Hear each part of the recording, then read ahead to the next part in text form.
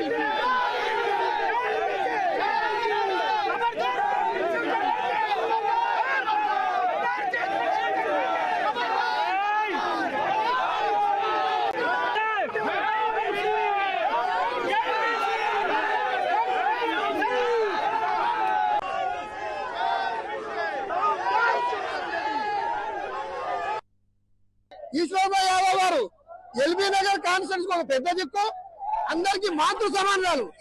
అటువంటి పెద్దవారిని నోటికి అద్దువలుపు లేకుండా డబ్బు మనంతో మాట్లాడిన శివచరణ్ రెడ్డి వెంటనే బహిరంగ క్షమాపణ చెప్పకపోతే ఖబర్దార్.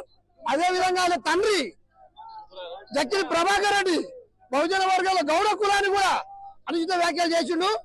రాబోయే కాలంలో ఈ యొక్క బహుజన వర్గానికి ఆగ్రహానికి గురికాక తప్పడు. వారు బహిరంగ క్షమాపణ చెప్పాలి. లేదంటే దాంతో పాటు వెంటనే శివచరణ్ రెడ్డి రాష్ట్ర యువజన అధ్యక్షుడి పదవి నుంచి పిసిసి అధ్యక్షుడు గారు వెంటనే తొలగించాలి.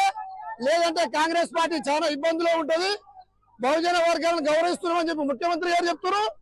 యువజన నాయకులు వచ్చి అనుచిత వ్యాఖ్యలు చేస్తూ అహంకారంతో మాట్లాడుతున్నారు. దీనికి జవాబు చెప్పాల్సింది ప్రభుత్వం కూడా ఉండదు కనుక వెంటనే చర్య తీసుకొని జక్కిడి ప్రభాకర్ రెడ్డి మీద, జక్కిడి శివచరణ్ రెడ్డి మీద చర్య తీసుకోని చెప్పి కోరుతూ వాళ్ళని వెంటనే అరెస్ట్ చేసి రిమాండ్ పంపాలని చెప్పి కూడా తెలియజేస్తున్నాం. ఈశ్వరమ్మ యాదవ్ గారు